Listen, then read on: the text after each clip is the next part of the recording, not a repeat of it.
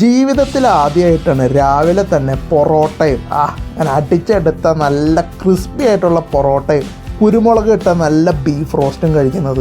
ഞാൻ വയനാട്ടേക്കുള്ള യാത്രയ്ക്കിടയിലാണ് രാവിലെ തന്നെ നന്നായിട്ട് വിശന്നപ്പോൾ ഈ റെസ്റ്റോറൻറ്റിൽ കയറി എന്തെങ്കിലും വല്ല അപ്പോ അങ്ങനെ എന്തെങ്കിലും കഴിക്കാമെന്നുള്ളൊരു ധാരണയിലാണ് കയറി ചെന്നത്. അപ്പോഴാണ് ആ ചേട്ടൻ അവിടെ നല്ല പൊറോട്ട അടിക്കുന്ന ആ ഒരു കാഴ്ച കണ്ണിൽപ്പെട്ടത്. ഇപ്പോൾ തന്നെ ഞാൻ ചോദിച്ചു പൊറോട്ടയ്ക്ക് എന്തുണ്ട് കറി. ഇപ്പോൾ അവർ പറഞ്ഞു ബീഫ് ഇപ്പോൾ റെഡി ആയിക്കൊണ്ടിരിക്കുകയാണ്, ഒരു 10 മിനിറ്റിനുള്ളിൽ റെഡി ആവുന്നു. അത് കേട്ടപ്പോൾ എൻ്റെ മനസ്സിൽ ഒരു ചെറിയൊരു ലഡു പൊട്ടി. മാത്രമല്ല ബീഫ് വേവുന്ന ആ ഒരു ആ ഒരു സ്മെല്ല്, ആ ഒരു ഗന്ധം എൻ്റെ മൂക്കിലേക്ക് അടിച്ചു കയറിയപ്പോൾ എന്നെ അതങ്ങ് ഹഠാതെ ആകർഷിച്ചു. സംഭവം ബീഫാണ്, വെറുതെ റബ്ബർ പോലെ ചവച്ചുകൊണ്ടിരിക്കാൻ എനിക്ക് താല്പര്യമില്ല. അതുകൊണ്ട് ആ ചേട്ടനോട് ഞാൻ പറഞ്ഞു ധൃതിയൊന്നും പിടിക്കണ്ട, പതുക്കെ സാവകാശം വേവായിട്ട് എടുത്താൽ മതി, ഞാനിവിടെ വെയിറ്റ് ചെയ്തോളാം. അങ്ങനെ ഒരു 10-15 മിനിറ്റ് വെയിറ്റ് ചെയ്തപ്പോൾ സാധനം നമ്മളുടെ മുന്നിലെത്തി. പൊറോട്ടയുടെ കാര്യം പറയുകയാണെന്നുണ്ടെങ്കിൽ മക്കളെ നല്ല ക്രിസ്പി ആയിട്ടുള്ള നല്ല കറുമുറു എന്നുള്ള ഒരു ഔട്ടർ ലെയറും പിന്നെ അതിൻ്റെ അകത്ത് സോഫ്റ്റ് ആയിട്ടുള്ള പഞ്ഞി പോലത്തെ ഒരു ഇന്നർ ലെയറും, ആ ഒരു കോമ്പിനേഷനിൽ ആ പൊറോട്ട ആ നല്ല കുരുമുളകൊക്കെ ഇട്ട് വരട്ടിയെടുത്ത